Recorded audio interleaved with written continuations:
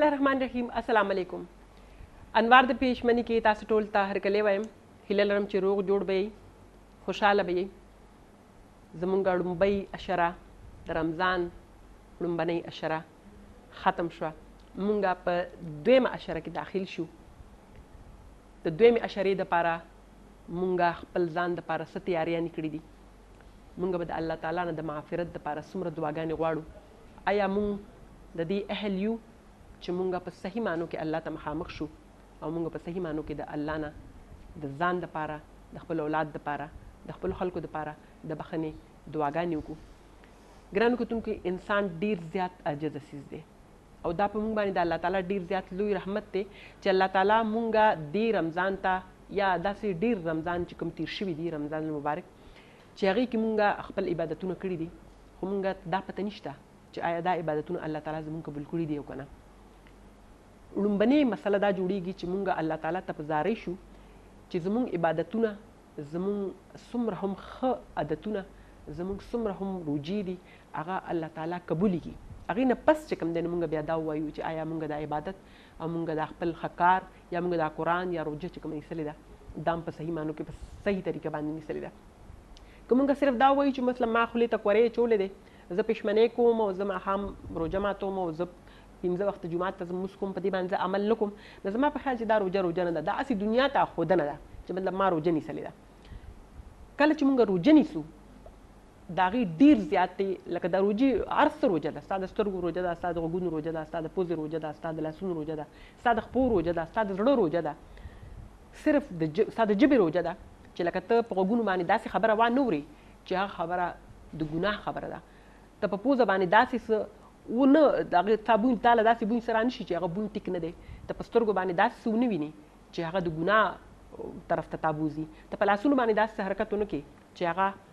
الله تعالی تا نه ناراضه کېږي او تا ګناه طرف ته بوځي. ته په خپو باندې داسې څه قدم وانخلې چې هغه هغې اړخ ته ځي چې مونږ د اسلام د لارې نه، مونږ د دین نه، مونږ د الله نه، مونږ د رسول نه، مونږ د روژې نه، مونږ د عبادت نه بل اړخ ته بوځي. یعنې د هر څیز ته په ژبه باندې داسې خبرې ونه کړې چې الله تعالی زمونږ هغه روژه چې کوم ده هغه مونږ له د عذاب سبب وګرځوي. په ځای د دې چې مونږ د الله تعالی نه معافیانې غواړو، مونږ د الله تعالی نه عبادت د قبلولو دپاره مونږ سجدې لګو، مونږ هغه عذاب کې هغه څیزونه نازل شي. مونږ د الله تعالی دین وساتي. د ټول ناول مونږ له دا سوال کول پکار دي چې زمونږ روژه دي په صحیح معنو کې الله تعالی په خپل دربار کې قبول کړي. آیا نن مونږ دا ګڼو چې مونږ په صحیح معنو کې روژه نیسلې ده؟ مونږ د بل عبادت سره سره د خپل عبادت سره سره د بل هغه حق هم هغه عبادت کې هم مونږ صحیح یو که نه صرف مونږ دا وایو چې ما روژه ونیسله بس 15 وخته مونځ مې وکړه؟ صحیح عبادت مونږ نه کوو. مونږ د الله تعالی هغه عبادت چې کوم د الله تعالی خوښ عبادت دی، کوم د حضور پاک صلی الله علیه و آله وسلم خوښ خبرې دي، هغه مونږ کوو. په ځان باندې مونږ تاریک کوو، که مونږ صرف سجده لګو بس راپاسو دنیا ته خو چې مونږ خو 15 وخته مونځ اودس کوو، جومات ته ځو، سهار روژه نیسو، ماښام پېشمنۍ کوو، روژه ماتوو، د شپې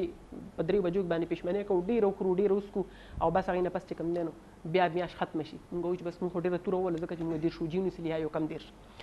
ټول ناول دا دی چې لکه په عاجزۍ سره مونږ الله تعالی ته مخامخ کیو. ګرانو کتونکو، د پېشمنۍ په دې ښکلو ښکلو د نور ورېدو په دې ساعتونو کې مونږ تاسو ته مخامخ یو. مونږ هم دا غواړو چې مونږ باندې هم په دغه وخت کې الله تعالی ډېر زیات رحمتونه ووري، په تاسو باندې هم الله تعالی رحمتونه ووري. زموږ ډېر خویندې اړم دي، ورسره وروڼه هم اړم دي، خپل پېشمنۍ چې کوم دی د هغې تیاری کېږي. ډېر خلک زموږ مشران چې کوم دي هغه عبادت کې هم مشغوله دي. زموږ سړي څومره هم په جوماتونو کې ناست دي، هغه هم مونږ به کوشش کوو، مونږ دا وایو چې زموږ دپاره په دې میاشت کې خاص کر دواګانې کوي. مونږ هم ستاسو دپاره دواګانې کوو. ګرانو کتونکو، مېلمانه مونږ سره ناست دي، مونږ سره په تېر پروګرام کې جانزیب علي صاحب ناست و، بیا هغوی ته هرکلی وایم، خبرې ترې به کېږي. السلام علیکم جی. وعلیکم السلام. څنګه یې جی تاسو؟ شکر دی، خیر دی، خوشحاله. ډېره زیاته مننه جي، یو ځلې بیا تاسو رالی پېشمني په وخت کې. مطلب دا ډېره زیاته ښه خبره ده چې لکه د پېشمني په وخت کې مونږ د خپلو خلکو دپاره خبره کوو، الله تعالی دې دا هم زموږ په عبادت کې قبول کړي. دا دې الله تعالی قبول کړي. ګرانو کتونکو، مونږ سره زموږ بل چې زموږ د خیبر نیوز ملګری دی، په مخ باندې ښکلی نور لري، ښکلی انداز دی او زه دا خبره کوم چې کله د کاري نوم راشي نو لکه زما زړه چې کوم دی دا غواړي چې زه د دې خلکو سره ډېرې زیاتې خبرې وکړم، زه د دې خلکو نه ډېره زیاته زده کړه وکړم، ځکه چې زه خو ډېره زیاته ګناهګار یم. مونږ په صحیح معنو کې که هغه قرآن هم وایو نو مونږ د هغې تقدس نه نه یو خبر. الله تعالی دې زموږ دا سبقونه او مونځونه چې کوم دي دا قبول کړي. مونږ سره کاري یوسف شاه صاحب ناست دی. السلام علیکم. وعلیکم السلام ورحمت الله. څنګه یې جي تاسو؟ شکر. ډېره مننه کاري صاحب تاسو رالی په دې وخت کې. چونکې دا هم د عبادت یو خبره ده چې موږ چاته څه خبره کوو یا موږ د چا څه خبره اورو هغه هم ښه خبره اورو هغه هم عبادت دی او چې ښه خبره کوو دا هم عبادت دی نو دا وخت انوار د پښمني چې کوم دی په دې وخت کې الله تعالی رحمتونه وریږي په دې وخت کې ډېر کورونه اړم دي ښځې اړمې دي سړي اړم دي څوک عبادتونه کوي څوک د پښمنۍ تیارې کوي څوک په مصله دي نو دا د دعاګانو د قبولیت وخت دی څوک تهجد کوي خصوصي ملک بالکل هسې په موږ باندې خوشحال مې پنځه منځونه فرض دي بالکل په حضور صلی الله علیه وسلم باندې شپږ منځونه فرض چې هغې کې یو د تهجد بالکل په عامو مسلمانانو باندې پنځه منځونه فرض دي بالکل نو د تهجد د حضور صلی الله علیه وسلم د فرضیت لري او موږ د پاره لوی د ثواب سیز دي اسی تاسو دایمه چې دې ټایم کې ډېر زموږ کورونو کې بیان لګیا دي خلک لګیا دي تهجد مونږ کوي بالکل نو د عام خلک ولس د پاره فرض خو نه دي حضور صلی الله علیه وسلم ته داسې دا راغلی کله چې دا فرض شو حضور صلی الله علیه وسلم باندې نو عام مسلمانانو د تهجد د مونږ کو او هغه په داوی په پیروي کې به کو او ډېر زیات په شوق او شغل او رغبت سره به کو بیا دا چې ډېر صحابه مزدورکارو چې هغه بستړي دروازې ناغي حضور صلی الله علیه وسلم ته ویل چې یا حضور مونږ دا تهجد ته نشو پاسې دی او مونږ دا نشو کولی نو دا مونږ د ماسخوتن مونږ پسې پیوست کولی شو نو حضور صلی الله علیه وسلم ورته ویل چې تاسو کولی شئ نو که تاسو خیال وکړئ کنه دا ویتر چې مونږ کوو کنه دا په منزله د دغه تهجد دی کوم چې حضور صلی الله علیه وسلم باندې فرض دی ماشاءالله دا زمونږ د پاره دا ویتر چې کوم دی کنه دا تهجد دی نو حضور صلی الله علیه وسلم اجازه ورکړه د موږ مسلمانانو الحمدلله ټول کو او موږ ته په تهجد ثواب او اجر بالکل قاری صاحب هم ناصر دا کوم چې ډیر زیات خلک قاری صاحب دا خبره کوي چې مطلب تهجد د موږ د پاره ود کېدل ضروری دی وای چې تاسو به مستن موږ کوي تاسو ود کېږي بیا پاسې بیا غلط ډیر زموږ مشران داسې وای لکه ډیر خلک ما هم خپل کلی تر شمل کب زمانیا د خدای بخیبم دا خبره کوله په پوجي زما په پوجي واغه د الله تعالی بخینه غوي چې کله تاسو تهجد موږ کوي نو مستن موږ کوي او تاسو ود شي یو غنټه نیمه پس تاسو بیا را پاسې نه بیا تاسو تهجد موږ کوي آیا دا ضروری ده دا حدیث کې راځي چې نبی علیہ السلام فرمایي چې الله اخري اسمان ته راشي او اعلان کوي چې دا سوچته چې ما نه غواړي زه والله ورکم دا سوچته چې ما نه بخښنه غواړي زه وبخم نو کوم حدیث کې چې راځي تاسو د شي اخري حصہ کې الله راکوزيږي اسمان ته څنګه زموږ د ورور خبرو کوي چې دا وتر دم زموږ لپاره یو دغه کې راځي کله وتر مونږ لګ لیټ وکړو کنه نو دام راځي د دې خبرم صحیح ده خو مین د تهجد ټایم چې کم دی هغه نبی علیہ السلام نه چې کم ثابت دی په حدیثو کې هغه به وده شو لږ آرام به وکړو بیا به راپاڅېدو تر سحره پورې به بیا هغوی خوب نه کولو تر اشراقه پورې بیا هغوی نور خوب نه کولو ځکه چې دې نه منې راغلې ده سارې مونږ اکثر لمونږ د منځو کو بیا وده شو او دې سره د رزق تنګي هم راځي حدیث کې راځي چې څوک د سارې مونځ نه پس وده شي نو دې نبی علیہ السلام منه راوستی چې تاسو موده کېږئ ځکه د رزق تنګي راځي انسان کې سستی پیدا کېږي تاسو چې کله سارې مونځ کوئ نو تاسو له پکار دی چې تاسو خپل رزق تلاش پسې وځئ مونځ کوئ د معاش ذریعه چې کوم ستاسو ده هغې په تکل کې تاسو لاړ شئ او دا شپه چې کوم دی د الله د راحت دپاره لګلې سکون دپاره تاسو کله ټوله ورځ کار وکړئ د الله عبادت وکړئ نو تاسو لږ شانتي آرام وکړئ بیا چې کله د شپې تاسو څنګه ما وویل چې الله پیل اسمان ته راکوز شوي او هغه دا اعلان کړه چې دا څوک شته چې ما نه بخښنه وغواړي زه هغه وبخمه نو لہذا دې ټایم چې کوم دی صحیح ټایم دا د شپې درېیمه حصه دی اخري حصه چې کومه مونږ ورته وایو که نه اوس نن سبا چې کوم دی یوې دوه نه پس دا ټایم سټارټ کېږي څنګه چې مونږ د پښمني کې تاسو ګورئ که نه درې بجې بانګ ویلی کېږي نو درې نیمو نه د دوو نه واله تر درې نیمو پورې میکسیمم دا ټایم چې کوم دی دا تهجد ټایم دی او روژې ته د عبادت میاشت ویلی کېږي په دې کې ډېر زیات عبادتونه خلک کوي ځکه ورته د عبادت میاشت ویلی کېږي د عبادت دروازې پکې کلا وي د جنت دروازې ټولې کلا وي د جهنم دروازې بند شي او الله چې کوم دی دې کې یو خاص مقام دی میاشت له ورکړی دی القرآن مجید په دې میاشت کې نازل شوی دی الله شهر رمضان الذي انزل فيه القرآن هدى للناس ما په دې میاشت کې قرآن مجید نازل کړی دی دا خلکو دپاره هدایت دی تاسو که وګورئ قرآن مجید کې ټول هدایت دی او زموږ د رمضان چې کومه ده دا درې حصو کې الله تقسیمه کړي پهله د رحمت ده دویم د مغفرت ده دریم د جهنم نه د خلاصي ده تاسو که وګورئ د لسو ورځو کې هر یو کس دا کوشش کوي چې زه تراویح وکړم ختم پکې وکړم ډېر اهتمام کېږي د تراویح باندې او خاص کر زموږ په دې کې پی کې ډېر ایماندار او مزګزاره خلک ډېر زیات دي هغوی ډېر اهتمام کوي د تراویح هغوی وایي چې موږ نه دا تراویح بیخي مس نه شي نو هغوی ډېر اهتمام کوي په دې لسو ورځو کې ولاړې ګرمي مي تندې م راغستي اوبه م ډېرې څښلي د هغې نه باوجود هم دوی ودرېږي الله د راضي کولو دپاره چېرې په دې روژه کې موږ نه الله راضي شي او موږ تراویح وکړو بالکل صحیح کاری یوسف شاه صاحب خبرې اترې روانې دي موږ به تاسو نه نور هم خبرې اترې تپوسونه کوو جان زیب علي صاحب نه هم تپوسونه کوو خبرې اترې زموږ روان دي تاسو به پېشمنۍ هم ځان له تیاروئ ځکه چې د پېشمنۍ اوقات دي پېشمنۍ شروع شوی دی او ډېر خلک داسې چې ډېر وختي پاسې 1 بجې کار شروع کوي ځکه چې هغه کمباین فیملی دی کې ډېر زیات مطلب تبر وي نو هغه 1 بجې و 9 بجې کار شروع کوي ځینې خلک چې کوي هغه 1:30 2:30 بجې شروع کوي 1 غنټه کې ځان له کار وکړي بهرحال زموږ مشران یې ډمې دي څوک مزونه ودسنو کوي څوک پېشمنۍ تیاری کوي مونږ به ځو وړې شانتې دمې له دمې نه پس بیا راځو بیا تاسو سره خبرې اترې کوو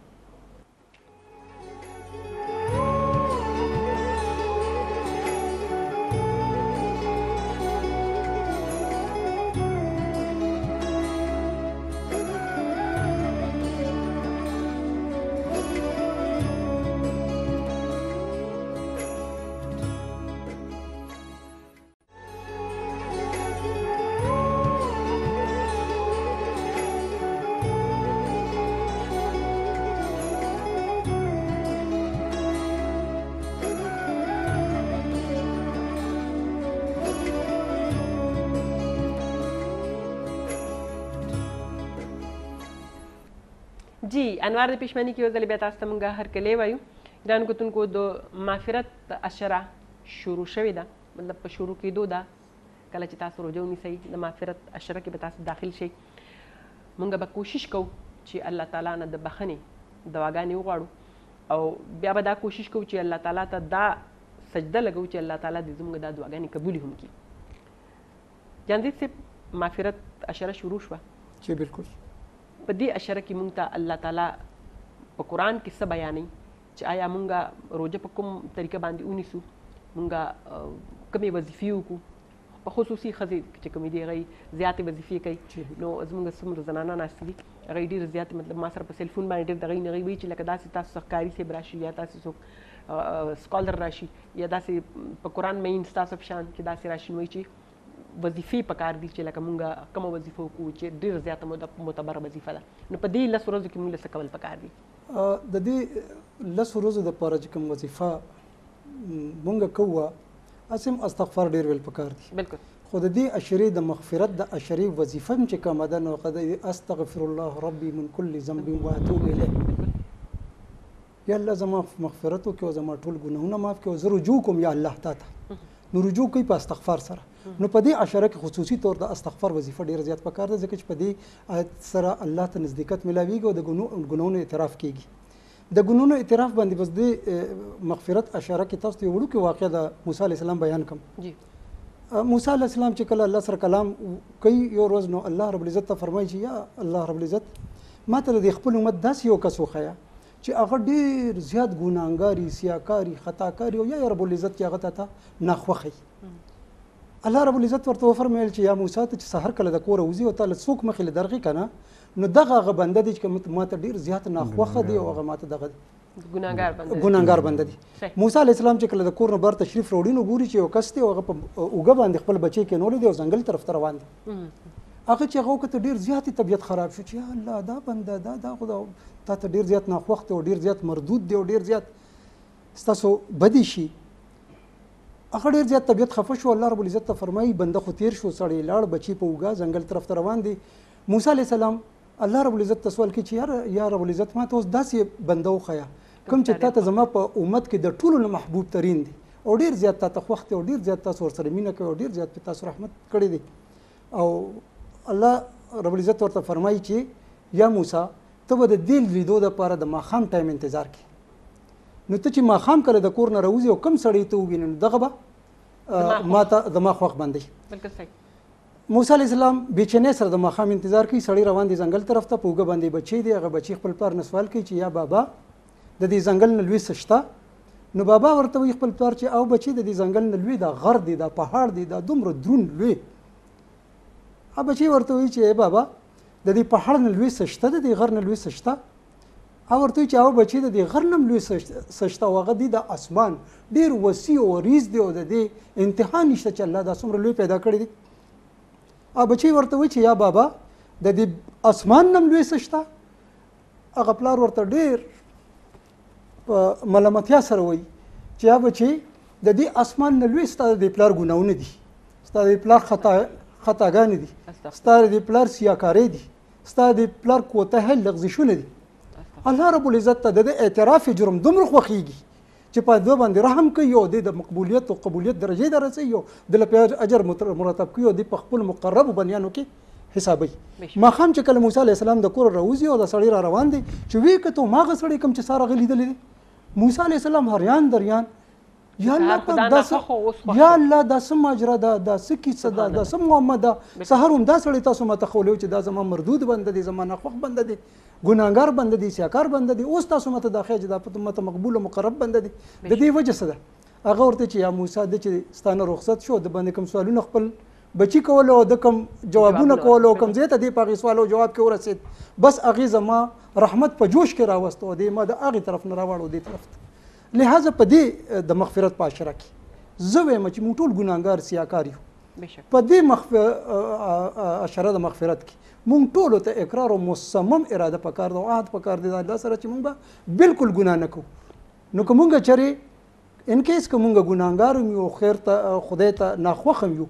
نو په داسې عمل باندې چې مونږ استغفار کوو مونږ وظایف کوو مونږ الله ته د قرب نسبت جوړو په وظایفو سره په تلاوت سره په درود سره په منځونو سره په نفلونو سره نو الله به مونږ په خپل مقربینو کې شمار کړي او ته مونږ بخښنه به ارومرو وکړي بالکل جی بالکل جی د دینه لوی غټه خبره نشته جی او چې موږ له الله تعالی موقع راکړې دی جی کدی دا رمضان کې موږ موقع راکړې دی بیا دغه ټوله میاشت کې بیا لس ورځو کې مختلفو موقع راکړې په درې اشرو تقسیم میاشت بالکل جی چې موږ په لس ورځو کې سکو بیا په لس ورځو کې وسکو بیا په لس ورځو کې وسکو دا زموږ لپاره خصوصي رحمت دی ګران کوتونکو چې څنګه موږ په تیر شي پروګرام کې د قرآن خبره کوله چې کله هم موږ د قرآن خبره کوو نو موږ وایو چې موږ لس قرآن خلاص کړو پنځم خلاص کړو درېیم خلاص کړو څلورم خلاص کړو خو زه وایم چې لکه څنګه قرآن ویل دي په رو په زور زیر شد پیش لام میم چې څنګه تاسو وایي هغسې ویل دي د هغې خوند بیا د هغې پوهه هغه چې تاسو حاصله کوي هغه چې تاسو باندې تاریکېږي هغه بل شاني کوم چې تاسو خپل ځان دپاره وایي نو زه هم چې لکه څومره هم تاسو هغه رو قرآن وایي او هغې ترجمې باندې ځان پوهه کوي او تاسو کله اورئ زه چې کله کله اورم قرآن یا په ټي وي کې لګېدلی وي چېرته تلاوت وي هغه په غوږونو باندې دومره خلک یو هغه بل شانتي انسان باندې هغه تاري بل شان تاري قرآن خپله معجزه ده بالکل چې هغه تا باندې هغه اورېدل چې کوم دی هغه ډېر ښه لګي ډېر خوږ لګي او بیا زموږ سره چې کوم کاري صاحب ناست دی د هغوی اواز ماشاءالله ډېر ښکلی دی نو زه به هم غواړم او زما په خیال چې څومره زموږ کتونکي دي هغوی به هم دا غواړي او وخت هم د پښمني دی ښکلی وخت دی نو زه هم چې د قرآن لږ تلاوت به تاسو ونه وایي جي یوسف شاه صاحب جي موږ به هم لږ ثواب حاصل کړو جي أعوذ بالله من الشيطان الرجيم بسم الله الرحمن الرحيم عما يتساءلون عن النبأ العظيم الذي هم فيه مختلفون كلا سيعلمون ثم كلا سيعلمون ألم نجعل الأرض مهادا والجبال أوتادا وخلقناكم أزواجا وجعلنا نومكم سباتا وجعلنا الليل لباسا وجعلنا النهار معاشا وبنينا فوقكم سبعا شدادا وجعلنا سراجا وهاجا وأنزلنا من المعصرات ماء ثجاجا لنخرج به حبا ونباتا وجنات ألفافا إن يوم الفصل كان ميقاتا يوم ينفخ في الصور فتأتون أفواجا وفتحت السماء فكانت أبوابا وسيرت الجبال فكانت سرابا إن جهنم كانت مرصادا للطاغين مآبا لابثين فيها أحقابا لا يذوقون فيها بردا ولا شرابا إلا حميما وغساقا جزاء وفاقا جزاء وفاقا صدق الله العظيم.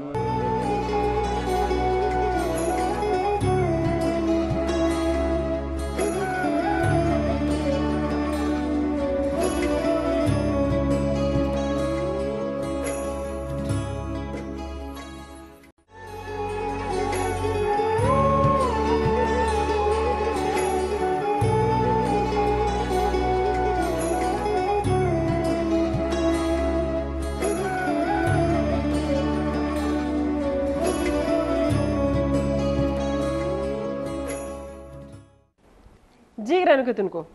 انوار د پښمنۍ کې یو ځل بیا موږ تاسو ته هرکلی وایو زمونږ خبرې ترې روانې دي په روژه باندې د معافرت اشره شروع کېدونکې ده ګرانو کتونکو موږ له د الله تعالی وس راکړي چې موږ د الله تعالی نه په صحیح معنو کې د معافرت دعاګانې وکړو کاري صاحب موږ دعاګانې هم ډېرې کوو موږ لمونځ هم ډېر کوو زموږ تاسو ګورئ جوماتونه به ډک وي تاسو ګورئ مطلب مدرسې ډکې دي خلک سبقونه په دې باندې عمل نشته لکه عملي زموږ هغه جایزه چې کوم ده هغه کمه ده دې خبرې له زه ساتلم څنګه جانزیب به یې خبره وکړه که نه چې یاره الله هغه رحمت جوش کې راغو که مونږ چېرته یو کار کوو او عمل پرې وکړو نو دا مونږ دپاره ډېره بهتره وي مونږ تاسو ګورئ په دې روژه کې ټول جوماتونه ډکي ډېر خلک چې کوم دي د منځونو اهتمام کوي صرف جوماتونه نه کور کې تاسو ګورئ زنانه د اخره عشره کې اتکاف ته ډېر زیاتې کینی بالکل اتکاف ته کینی د هغوی شوق دی چې مونږ نور هم اعمال ډېر وکړو که نه خو بل د دې بل سیټ ته چې مونږ وګورو مونږ عمل پرې نه کوو او حدیث کې راځي چې تاسو الله چې کوم دی ستاسو شکلونو ته نه ګوري ستاسو عمل ته ګوري ستاسو نیتونو ته ګوري زمونږ نیت کې چې کوم دی ریاکاري مونږ وایو چې یاره فلانکې جي څه مونږ ته ښه وایي دا روژه چې کوم دی الله ځکه وایي چې د روژې اجر به زه پخپله ورکوم ولې به زه پخپله ورکوم ځکه مونږ ته خو پته نشته که نه زما په تندیم نه لیکلی جانزیب به په تندیم نه ستاسو نه لیکلی داسې بل ملګری د هېچ چا په تندي نه لیکلی چې دې روژه ده که نه ده اوس که مونږ چېرته د ځان له یو کمرې ته لاړ شو ځان سره اوبه یوسو اوبه وڅښو چا ته خو پته نه لګي صرف یو الله ته پته لګي که نه نو د دې اجر هم الله ځکه زیات ورکوي چې د دې اجر ما سره دی او زه به د دې اجر ورکوم او حدیث کې راځي چې اتق الله حیث ما کنتم تاسو چې چېرته یې تاسو یې د الله نه ویرېږئ نو که مونږ ذهن کې او دماغ کې دا خبره کېناسته چې هر ځای کې لکه اوس ګوره مونږ یو سیټ ته شو کمرې ته لاړ شو ګناه کار کوو یا روژه مونږ خورو یا بل څه داسې غلط کار یا مونږ کوو که نه نو الله وایي چې تاسو کوم ځای کې تاسو ایمان نه شئ پټېدی بالکل که په یو تور شپه کې یو تور غر کې یو تور کاڼي باندې یو تور میږی رواني ورکوټی میږی دی الله وایي که دا دې ځای کې رواني دا هم ماته ښکاري د دې حرکات سکنات نه زه خبر یم نو زموږ له پیله پکار دی چې موږ د خپل ځان اصلاح وکړو موږ چې کوم ځای کې وي د الله نه پیله ویرېږو د الله یاره چې کله زموږ زړه ته کوزه شوه نو انشاءالله موږ به ټول عملونه چې کوم دی صحیح شي او کم کار چې موږ کوو هغه بیا عملي هم په موږ کې راشي او ټول نه مین خبره دا ده چې موږ توبه وباسو که څنګه یې جانزیب به یې خبره وکړه چې یاره الله هغه رحمت دغه کې راشي نو حدیث کې هم راځي التایب من الذنب کمن لا ذنب له ګناه نه توبه کوونکی داسې دی لکه دې چېرته ګناه هم نه ده کړې اوس موږ باندې الله یو میاشت راوستې ده د رحمتونو میاشت ده د برکتونو میاشت ده د مغفرت میاشت ده د توبې میاشت ده که مونږ چېرته الله ته متوجه شو په دې میاشت کې او الله نه بخښنه وغواړو په صدق دل سره نو الله به مونږ وبخي په دې میاشت کې ځکه حدیث کې راځي چې نبي علیه السلام فرمایي نبي علیه السلام دغه ته محراب ته خطو په پیله پوڼۍ باندې کله خپه کېښوسته نو امین یې ویلو کله په دویمه پوڼۍ باندې خطو بیا یې ویلو امین په دریمه پوڼۍ باندې چې کله خطو امین یې ویلو نو خطبه چې کله نبي علیه السلام وکړه نو صحابو کې خو د زده کولو یو تجسس و هغوی به هر څه زده کول هغوی نبي علیه السلام نه تپوس وکړو چې یا رسول الله صلی الله علیه وسلم ته نور کله داسې عمل نه دی کړی نن چې ته په دې پوڼو باندې خطې سټپ بای سټپ ته امین ویلې دی څه وجوهات دي موږ دې دپاره تپوس کوو چې موږ ته پته ولګي د امین وجوهات موږ ته معلوم شي نبي علیه السلام ورته ویل چې په پیله پوڼۍ باندې کله ختم جبرائیل امین ماله راغو هغوی ما ته وویل چې یاره هلاک دي چې هغه کس یا چا مور او پلار ژوندي یا په دې دواړو کې یو ژوندی او بوډاوالي ته ورسېږي او د دې مغفرت ونه شي. مطلب د دې خبرې دا دی چې دې دونه خدمت ونه کړي د مور او پلار چې د مور او پلار دې ته دواګانې وکړي، هغه بوډاګان شي، هغې ته دې ټایم کې زموږ د سهاري ضرورت وي. چې کله دې ته د سهاري ضرورت وي او موږ دې له سهاره ورنه کړو، مور او پلار موږ ته دوا ونه کړي، نو هلاک دی شي هغه کس. نبي علیه السلام وایي چې ما ویل امین. دویمه پوړې ته چې زه کله ختم جبرائیل امین راغی ما ته وایي چې کله په یو انسان باندې د رمضان المبارک میاشت راشي او انسان په دغه میاشت کې مغفرت ونه شي، نو دغه انسان دې مهلاک شي. ما ویل چې امین، ځکه چې ډېر د برکتونو د رحمتونو میاشت ده چې په دې کې نه چا مغفرت نه کېږي، نو هلاک دی شي دا انسان. بیا په درېیمه پوړۍ چې زه ختم هلاک دی شي هغه چې کوم ځای کې د محمد صلی الله علیه وسلم نوم راشي او دوی سره دوی په ما باندې درود شریفونه وایي، نو ما ویل چې امین. ګوره د پیغمبرانو سردار، د ټول جهان پیغمبران، د ټولو پیغمبرانو، ټول امتونو پیغمبرانو یو سردار هغه دغه کوي د امین وایي، او جبرائیل امین چې کوم دی هغه خیرې کوي. درې قسمه خیرې کړي او دونه معتبر پیغمبر په امین ویلي. زموږ دپاره ډېر د لمحې فکري خبره چې یاره موږ دا میاشت راغله موږ په دې کې د الله نه مغفرت ونه کړو او موږ الله ونه بخښي، نو دا به زموږ دپاره ډېره د افسوس خبره وي. موږ له پکار دی چې موږ الله نه خپل ګناهونو ډېره بخښنه وغواړو، ځکه چې دا دویم معاشره کله شروع کېږي استغفار که انسان له استغفر الله ربي من كل ذنب دا نه ورځي، استغفر الله الذي لا اله الا هو الحي القيوم واتوب الیه دا نه ورځي، صرف استغفار هم ویلی شي. که دا ووایي چې استغفر الله دا خو یو ماشوم نه ورتلی شي. که انسان له دا هم نه ورځي په پښتو کې هم دا ویلی شي چې یاره یا الله ما وبخي، یا الله ما وبخي، یا الله ما وبخي. الله خو هغه خو د هر څه نه خبر دی. بالکل هغه ستاسو هر حرکت نه خبر دی. بالکل چې انسان د الله نه مغفرت دعاګانې غواړي چې الله ما وبخي ما وبخي، نو څه ضروري نه ده چې انسان وایي چې ما له استغفار نه، لکه زموږ ډېر ملګري داسې چې کله موږ یو انسان ته ووایو چې استغفار وایي هغه ما له استغفار نه راځي. تاسو به ډېر داسې کسان کتلي، نو پکار ده چې هغوی ته موږ ووایو ته خو د الله نه مغفرت خو غوښتی شي که نه چې الله ما وبخي، دونه خبره خو کولی شي که نه.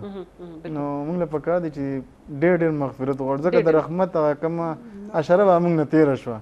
که موږ نه کم کمې زیاتې شوې چې موږ په دې کې خپل کمې زیاتې پوره کړو، ځکه دا بله چې کومه اشره بیا را روانه اخري اشره هغه بیا د توبې ده، د جهنم نه د خلاصي ده. موږ به الله نه بیا سوال کوو چې الله موږ وبخي، د جهنم نه خلاص کړي. نو هغې دپاره دا یو وظیفه ده چې موږ دا وکړو، استغفار څونه وایو نو موږ ته به اخري اشره چې کوم دی اسانه شي،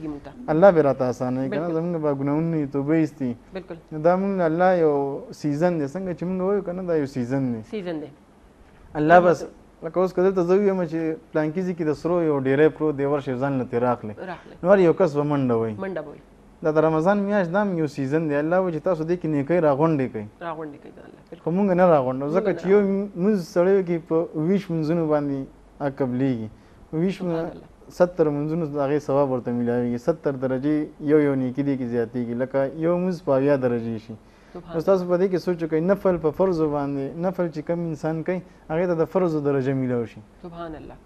دا یو انسان هم دې ته سوچ نه کوي، موږ بس صرف مونځ کو ځان خلاص کړو، بس موږ وایو چې بس کوټه پوره شوه. بالکل. او زیات خلک ما داسې لیدلي دي کاري صاحب چې وایي راځئ بس راځئ چې د مونځ نه ځان خلاص کړو. نو دا نه پکار، موږ له پکار چې موږ په دې مونځ باندې ځان خلاص کړو. بالکل. مونځ نه ځان نه دي خلاصول پکار. موږ اکثر دا وایو چې دا روټۍ به دا مونځ وکړو بیا به دا روټۍ په کلار وخورو. دا زموږ یو غلط کنسپټ دی. بالکل. لکه که موږ سوچ وکړو که نه زموږ دا خبره هم غلطه ده، موږ له پکار دي چې موږ دا کنسپټ پیدا کړو چې یاره موږ په مونځ باندې د الله نه ځان خلاص کړو. موږ وایو چې مونځ نه ځان خلاص کړو که نه، که زموږ داسې مونځونه وي دا لکه حدیث کې هم راځي چې دا په یو تورو ټوټه کې واچولی شي، دا څنګه د یو انسان رکوع صحیح نه وي، سجدې صحیح نه وي او رکوع نه پس یې قیام صحیح نه وي، نو دا مونځ په یو تورو ټوټه کې واچوي د انسان په دې مخ باندې ورویشتلی شي، قبلیږي نه. دا د ځمکې د اسمان په دې منځ کې دا معلق سسپینډ دی، دا بره نه خیږي. بس چې دا مونځ دلته معلق وي او بره نه خیږي نو د دې څه فایده شو؟ هسې انسان هم ځان ستړی کړي. او لکه موږ ورته پښتو کې وایي چې هسې ډغرې ووهي که نه، که ډغرې ووهي نو بیا ته مونځ ډوکوم بیا لکه ستا سجده صحیح نه ده، الله ته ته ودرېدې تقریبا په ټول 5 مونځونو باندې چې مونږ کوو که نه 20 منټه هم پې نه لګي. په 4 رکعاتو باندې نن سبا خو زمونږ مونځونه داسې راغلي خدای دې وبخي چې بس 2 منټه کې بس ټول مونځ راغونډ کړو، ټول مونځ پکې راغونډېږي. نو موږ له پکار دی چې موږ ښه په تسلۍ سره لمونځ وکړو. بالکل بالکل صحیح. زموږ چې په دنیا ته راغلي یو بس په منډه یو چې لمونځ ته ودرېږو بس زر زر لمونځ وکړو بس ځو. دا جنازه هم زموږ اوچوي دا هم په منډه وي. خلک وایي زر زر یې وړی هدیرې ته رسوئ. بالکل بالکل. نو دا ژوند ډېر مختصر دی. موږ له پکار ده چې دا رمضان کېدای شي موږ آینده رمضان کې نه یو. بالکل. دا میاشت موږ باندې بیا ډوران نه شي. دا موږ له یو چانس الله راکړی یو موقع الله راکړې ده چې موږ هغې نه فایده واخلو. الله به انسان وبخو د ژوند څه پته لګي. نن انسان ژوندی دی سبا دلته نوځي هارټ اټیک ورته شي. بیماریانې خو دونه اسانې شوي دي پته هم ورته نه کینسر ورته لګېدلی چې ځان له ټیسټ مې څه کړي ستا خو کینسر دی ستا خو ایډز دی ستا خو شوګر دی ستا پلانکۍ بیماري ده. بس جی قاري صاحب الله تعالی دې مونږه مطلب دې خبرې ته جوړ کړي چې مونږ په صحیح معنو کې د الله تعالی عبادت په صحیح معنو کې وکړو. خبرې ترې زمونږ روانې دي. قاري صاحب ډېر زیاته ښکلې خبره وکړه چې کله هم انسان مړ شي نو هغه وایي بس دا مړی اوچتوي شا به یې زر یې ښخوئ. په دې باندې به خبرې ترې کوو. اجازه ولي صاحب سره هم کوو قاري صاحب سره هم کوو. وړه شان دمه خلو تاسو چې تم زموږ بیا راځو. قاري صاحب دې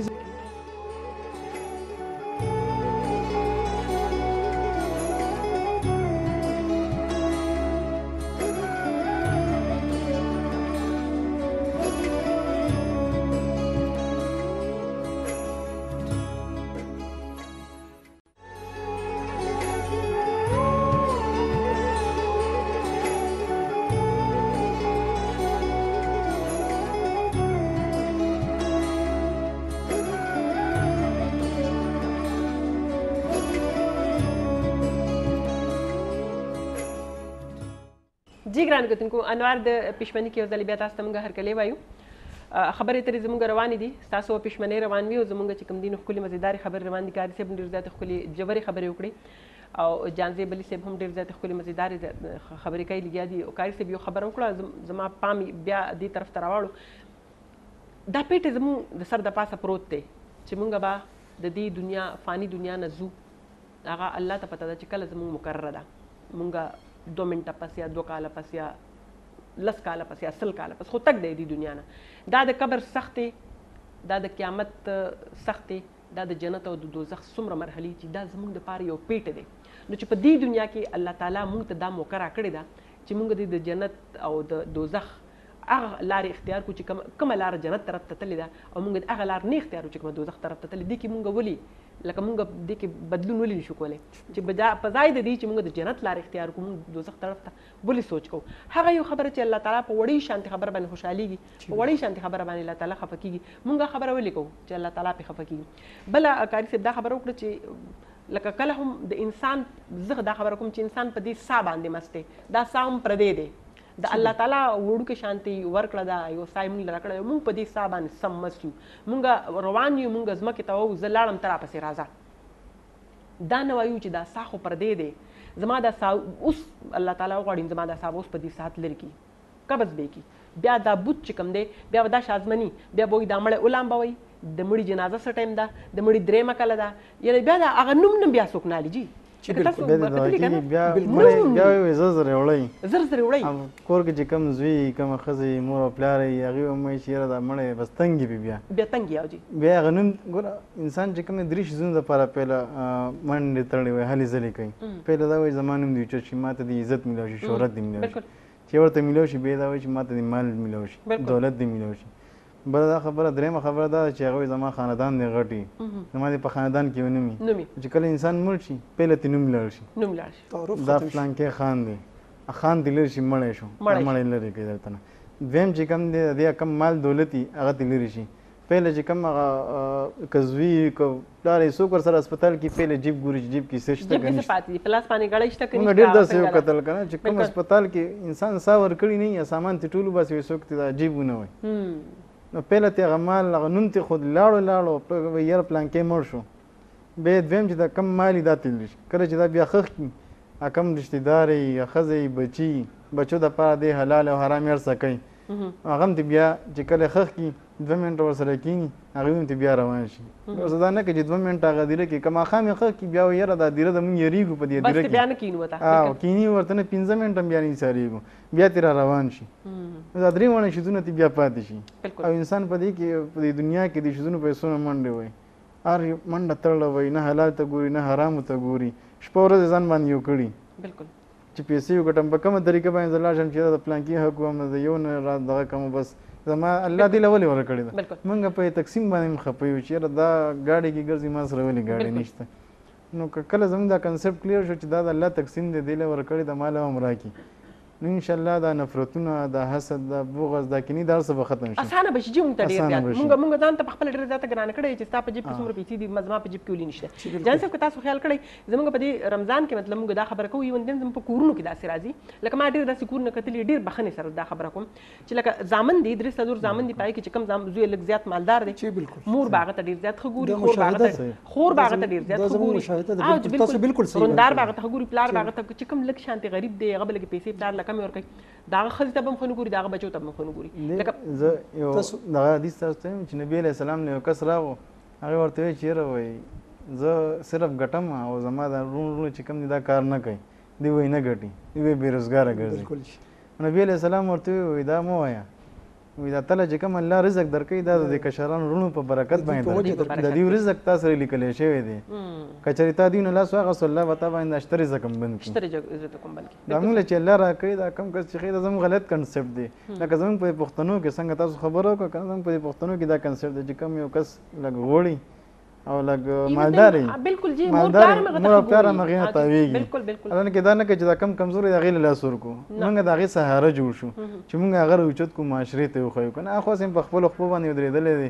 هغه دغه شوی دی نو موږ له پکار ده چې څونه کمزوري دي بې سهاره کسان دي هغوی له موږ سهاره ورکړو هغه موږ معاشرې ته راوچت کړو زه په دې باندې خبره داسې کومه تاسو وختي خبره کړې وه ډېر ښکلې مزیدار خبره هم روانه کړې وه چې دا مرګ که موږ سل کلن هم شو کنه دا مرګ روان دی د مرګ نه خلاصي نشته که څوک کافر دی دهریت دی منکر د الله دی خو د مرګ منکر ما لا نه دی لیدلی د مرګ به خامخا راځي خامخا به راځي او هر چا له به راځي او د دې د مرګ دپاره الله رب العزت په خپل شیرین کلام کې فرمایي چې اینما تکونو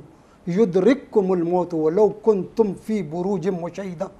الله رب العزت په خپل کلام کې فرمایي چې اینما تکونو ای خلکو تاسو کوم ځای کې یدرککم الموت دا مرګ بس تاسو درکو کې او تاسو به را پیدا کې او تاسو به راوباسي ولو کنتم فی بروج مشیده حالانکه که تاسو په قلاګانو پخو کې محلاتو پخو کې برجونو پخو کې لہذا د مرګ نه خلاصي نشته نو هر کله چې د مرګ نه خلاصي نشته د مرګ لپاره تیاری پکار ده دې دپاره الله ته راګرځېدل پکار دي دې دپاره د الله تعالی او د قرآن او حدیث تعلیمات خپلول پکار دي ځکه چې موږ ته خامخا یو ځل دي موږ ته ټول عمر لا په دې دنیا کې پاتې کېدل نشته لہذا هر چا له د مرګ دپاره او د آخرت دپاره تیاری پکار دی او دا میاشت داسې راغلی ده چې په دې کې خامخا پکار دي چې ټول مسلمانان څنګه توبه تایب شي څنګه چې قاري صاحب وویل چې جوماتونه د خلکو نه ډک شي د خپې لګېدی زوني او بیا چې هغه میاشت ختمه چې د جوماتونه خالي شي بیا 2 صف باقي کینی لہذا چې د جوماتونه څنګه ډک شي او داسې ډک 11 میاشتې نور هم پاتې شي دا زموږ د نجات ذریعه به وګرځي او الله به موږ خامخا وبخښي په خصوصي توګه باندې په موږ باندې دا رحمتونه او برکتونه دي چې مطلب که موږ دین زده کړه وکړه لږه لږ شانتي مطلب خو موږ هڅه کوو چې دا میاشت کې موږ هغه فرض ګڼو چې موږ به دې میاشت کې تراول وځو مونځ له وځو خو چې کله دا میاشت ختم شي موږ د اختر مونځ وکړو او جامې د اختر واغوندو د اختر مبارکي ورکړو بس هغې نه پس بیا زموږ نه مونځ هېر دی هوایي شو هوایي جي بالکل بخښنه غواړم جي بیا هغې نه پس چې موږ نه دا امیر دي چې آیا موږ دومره ښکلې برکتي میاشت او د هغې پسې چې بیا کومه میاشت هغه هم برکتي ده بالکل جواب لکه الله تعالی په هر میاشت کې خپل خپل برکتونه اچولي دي او بیا مطلب په هر ورځ کې لکه کوم د جمعې شپه وګورو د جمعې ورځ وګورو د هغه څومره برکتي ده او دا هر هفته د زیارت ورځ راځي او د جمعې شپه راځي جی بالکل د جمعې ورځ د ټولو هفتې د ورځو سردار ورځ ګڼل کېږي بالکل جو د عباداتو اجر هم سیوا دي جمعې ته حدیث کې راغلی چې جمعه مسلمانو کې دی دا د مسلمانانو د اختر ورځ ده چونکې زر زر راځي نو خلک یې منځي ځکه نه ټول مسلمانان په دې ورځ باندې راغونډېږي او جامع مسجد کې دوی مونځونه کوي په اهتمام سره څنګه چې جمعې مونځ خلک وکړي که نه دا هم د مسلمانانو یو اختر ورځ دی که موږ دې ته سوچ وکړو او موږ هغه خپل دین هم پرېښی دی که موږ چېرته خپل دین فالو وکړو او د نبي علیه السلام په طریقو باندې روان شو نو زموږ ټوله معاشره به سیټ شي بالکل هېڅ به بیا پاتې نه شي په دې معاشره کې دا ټوله معاشره به نه وه بیا دا بغض وي حسد به وي نه به چاته موږ کندې ګڼو چېرې دا وګوره دا ولې ښه دی زه ولې خراب یم زموږ مالونه به ټیک شي څنګه چې د جانظیم لاله وویل چې تاسو د مرګ چې کوم دی دې نه خلاصۍ نشته که موږ صرف د مرګ ته سوچ وکړو نو انشاءالله هېڅ به هم پاتې نه چې کله مرګ ټایم پوره شي بس هغه بیا نه یو سیکنډ مخکې کېږي نه وروسته کېږي نو الله دې موږ له په ټولو باندې د عمل کولو توفیق راکړي او الله یې زموږ عملونه صحیح کړي امین جان صاحب تاسو سره خبره کوو جی موږ به ځو وړې شانتې دمې له وړه شانتې دمه دمې نه پس بیا راځو بیا خبرې ترې کوو جی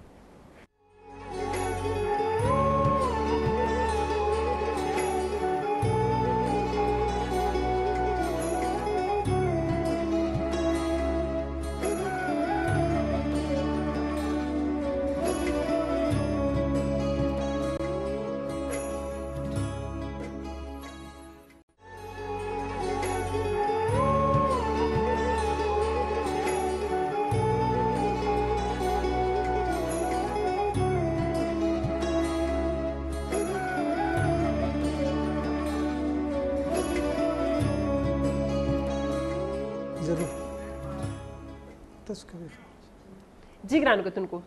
موږ سره د پروګرام لمحې چې لږې پاتې شوې راڅخه وخت په ختمېدو دی موږ سره د پښمنۍ تیاری هم روان دی وخت د روجي هم مطلب روجي ته هم بندېدو ته لږ ټایم پاتې دی موږ به غواړو چې خپل پروګرام راغونډ کړو جانزیب صاحب سره هم دا خبره کومه جانزیب صاحب مطلب موږ چې دا پښمني کوو موږ صرف دا وایو چې لکه په دې پښمني کې په دې روجو کې هسې موږ له یو ځای کېدل پکار دی موږ له اتفاق پکار دی خو چې څومره مونږ په دې روجه کې د یو بل سره اتفاق وکړو مونږ روجه په یو ځای باندې ماته کړو مونږ پښمنۍ په یو ځای باندې وکړو په کور کې چې مونږ بل انغري جوړ کړي دي کوم زه هم چې دې نه لږ دې باندې لږ خبره وکړم دا کاري صاحب هم په دې باندې دوه خبرې کوي تاسو په موږ کوي چې ټایم سره ډېر زیات کم دی چې لکه دا خبره ده هر یو کور کې بل انغري دی هغه ځای بل چوله ده دې ځای بل چوله ده زوی او بل زوی انګین دی خواخې بل لکه دا څه د روجه تقاضم د دې خبرې کوي چې مونږ دا کم مونږ کې کمی به شي دی عملی طور زمون عمل کمزور دی چې موږ د هغه ریسټوریشن وکړو هغه موږ هغه عمل صحیح کو پوره کو زه وایم چې نور ورځو کې داسې کیږي نو خیر دی خو په دې روزه کې خصوصي طور د دې بدو عمل نو د دې بدو کارونو د تربګانونو دشمنونو زړه بداونه راګرځیدل پکار دی او روغېدل پکار دی او هغه روغېدل بیا په ټول عمر باندې هغه مینه ساتل پکار دي چې بیا هغه شان بیا روانه نشي او یو بل ته نږدې کېدل پکار دي او زمونږ د پیرور صاحب یو دغه چې زار دی غواړم چې ټوله دنیا مینه شي زار د امریکا د روس ته زار د چین شي او غواړم چې ټوله دنیا مینه شي نو کومه ټوله دنیا مینه شو نو به دا ژوند ډیر خولي شي ډیر مزیدار شي بیا ډیر زیات ژوند خولي شي جی کاری صاحب قرآن سوای جی په دې کې چې لکه اتفاق قرآن او حدیث خو د اتفاق او دغه نه ډیر زیات ډک دی کنه حدیث کې راځي چې دا صله رحمی چې څوک کټ کوي دی باندې د جنت اور جهنم اور ته وځي کنه جنت په حرام دی فرشته سوکټ القات حدیث زما ذهن نو ته لګ ذهن راځي القات او ته جن کې څه دی نو دا صله رحمی با الله ته پزارو شي چې الله دې ز کټ کړیو ما یا دې ز کلک نیولم ز په وس کړیو ما که زما رور دی بل رور سره ملانجه راغلی دا دې صله رحمی قائم کړی دا یا الله دا به جنت ته بوزي جهنم نه به دا خلاصي که انسان جهنم ته روان یا صله رحمی به د قیامت پر ورځ راشي دا به نیولې د انسان هغه پورې به نه دغه کیږي چې درسو پورې دا جنت ته نه بوتلې څنګه چې روزه او قرآن مجید مونږ وایي دا به شفاعت کوي د انسان لپاره نبی علیه السلام به شفاعت کوي دارنګې دا صله رحمی دا به هم شفارس کوي نو موږ له پکار دی چې موږ د زړه نه دا بغض وباسو او روژې میاشت د تو مې تا ویلي او ما ویلي هېڅ هم دې کې نه چې کله انسان خبرې ته کېني هغې کې هېڅ هم نه بالکل خو مین خبره دا چې بس هغه مین خبرې ته څوک نه ځي تاسو قطع کلامي معاف د چا چې په څه باندې روانه شي که څه وخت پوسټ وکړي کنه چې تاسو په سر روانه و نو هغه وجب دی چې هغه څه خبره یو مینس چې دا دومره معمولی و دومره وړه چې تاسو ته یادم پاتې نشو پاغي تاسو دومره روانه کړ چې هغه په عمر باندې خور شو غروانه غیبت کومه فریدو کنه څنګه حدیث کې راځي الغیبت وشد من الزنا دا زنا هم غټه ګناه ده چې کله موږ د غیبت پرې خوستو نو دا ټول ګناهونه د صله رحمی دا په خپل راشي او صله رحمی هو دا سیده چې نبی علیہ السلام هغه څونه یهودیان به ورسره هغوی به هم خیال ساتلو عبدالله ابن مبارک یو علم په باره کې راځي چې هغه سره یو یهودي اوسېدو هغې کور خرڅولو وایي ما له به د کور ډبل پرایس راکوئ ډبل قیمت به راکوئ چا یې تپوس وکړو ولې وایي یو به زما د کور قیمت راکوئ او یو به ما سره چې کم د علم اوسېږي د دې د کور د صله رحمۍ او د دې د اخلاقو د دې ګاونډ قیمت به ماله راکوئ نو دونه قرآن او حدیث د صله رحمۍ نه ډک دی او قرآن کې هم راځي چې انا اوس هغه آیات تېر شو 15 سپاره کې راځي د صله رحمۍ په باره کې چې تاسو یو بل سره صله رحمي کوئ تاسو قاطع رحمي مه کوئ ځکه چې تاسو دینه دښمنۍ جوړېږي ټول دې سره خاندانونه ټول ختمېږي دښمنۍ ټول خاندانونه دغه شي بیا تر کلونو پورې صدیانو پورې د دښمنیانې بیا رواني دا بیا نه ختمېږي موږ له پکار دی چې معمولي خبرې دا اګنور کړو دا معمولي خبرې دا موږ اګنور کړو دې لاډو موږ توجه ورنه کړو نو دارنګې موږ کې اتفاق او اتحاد راځي ډېره زیاته مننه جی ډیره زیاته مننه کاری صاحب، ډیره زیاته ښکلې خبرې تاسو وکړې. کاری یوسف شاه صاحب موږ سره ډېر زیاتې مزیدارې خبرې وشوې. زه هم چې څومره موږ خبرې وکړې چې هغه خبرې موږ صرف واورېدې نه بلکې موږ په هغې باندې عمل وکړو. دا نه چې موږ په یو غوږ واورېدې په بل غوږ باندې موږ بس دا بیا زموږ دپاره مطلب هم د فکر خبره ده چې لکه کومې خبرې موږ د خپلو قاري صاحبان نه یا موږ د خپل مفتي صاحبان نه واورو او موږ هغې باندې عمل ونه کړو. ځکه چې موږ خو ګناهګار خلک یو، موږ خو به یو ځل قرآن شریف ویلی دی او بس موږ وایو چې بس موږ قرآن شریف ویلی دی، موږ په دې دوره دغه باندې نه یو پوهه. داسې خلک چې کوم پوهې دي پکار دي چې موږ په هغې باندې پوره عمل وکړو. جان جبیل صاحب تاسو هم ډېره زیاته مننه، ډېرې زیاتې ښکلې خبرې وکړې. الله تعالی مننه، الله تعالی تاسو په خپلو فرصتونو کې کامیاب ساتي. مننه جي. زمونږ څومره هم کامیابۍ دي، زمونږ څومره هم پرمختګ دی، دا صرف او صرف د دې دپاره دی چې مونږ د نورو خلکو نه زده کړه وکړو او دغه کامیابۍ د خپلې نورو هغه نیو جنریشن ته کېږدو، نوې زموږ چې کوم کول دی هغوی ته دې مونږ کېږدو چې هغوی دې په دغه ښو لارو باندې روان شي. الله تعالی دې زموږ قدمونه په هغه طرف ته بوځي چې کوم طرف ته الله او د هغه رسول خوشحالېږي. الله تعالی دې مونږ د بېلاروۍ نه منې کې چې مونږ بېلارې نه شو، مونږ هغې طرف ته لاندې شو چې په کوم باندې الله خفه کېږي. ګرانو کتونکو اجازت په راکوئ، انوار د پېشمني پروګرام سر ته رسي انشاءالله چې الله ته منظور او بیا بل پروګرام کې به ستاسو په وړاندې یو. ګرانو کتونکو موږ له به راکوئ اجازت، موږ به اورو ثواب به حاصلو. حمد باري تعالی موږ به تاسو نه اجازت غواړو په خپلو دعاګانو کې یاد ساتئ. د الله په امان.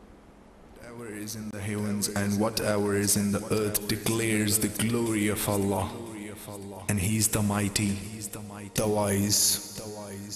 To Allah we belong, and to Him we shall return. پاک خدایا قدرتونه د ښکارا دي، نور سپوږمۍ ستوري بستنو په هوا دي، زه د کاڼو په خدایانو پسې نازم،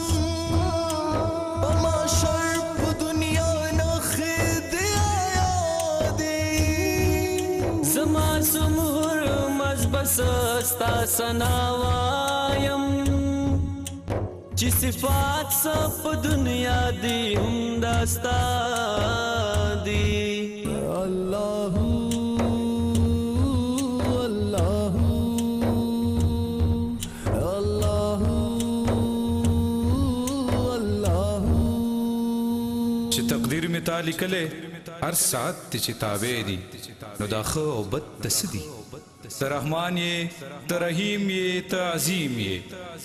زه خاکسار یم، زه بنده یم چې د ستا په امر کېږي نو زه ولې ګناهګار شم؟ جهنم ته مې ګزار کړې نو زه ولې سورنګار شم؟ خو بس دومره راته پته ستا بنده یم، ستا غلام یم. که کعبه که بتخانه ده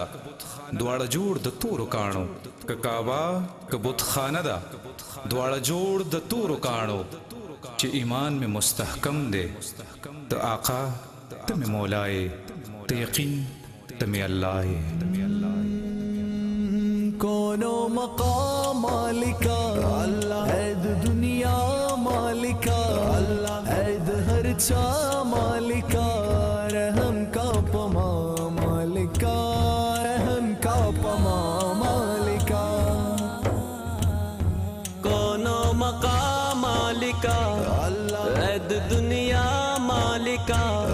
عید ہر چا مالکا رحم کا پما مالکا رحم کا پما مالکا. اللہ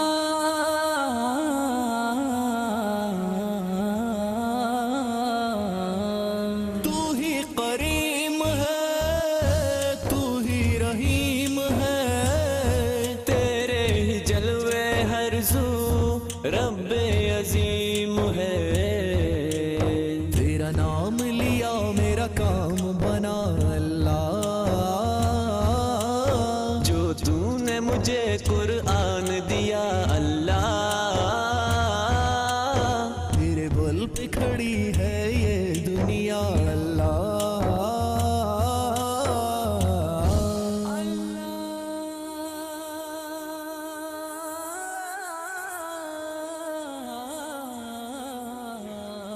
فبأي آلاء ربكما تكذبان. تو پس تم اپنے پروردگار کی کون کون سی نعمتوں کو جٹلاؤ گے؟ ان اللہ علی کل شیء قدیر. بلا شبہ اللہ ہر چیز پر قادر ہے.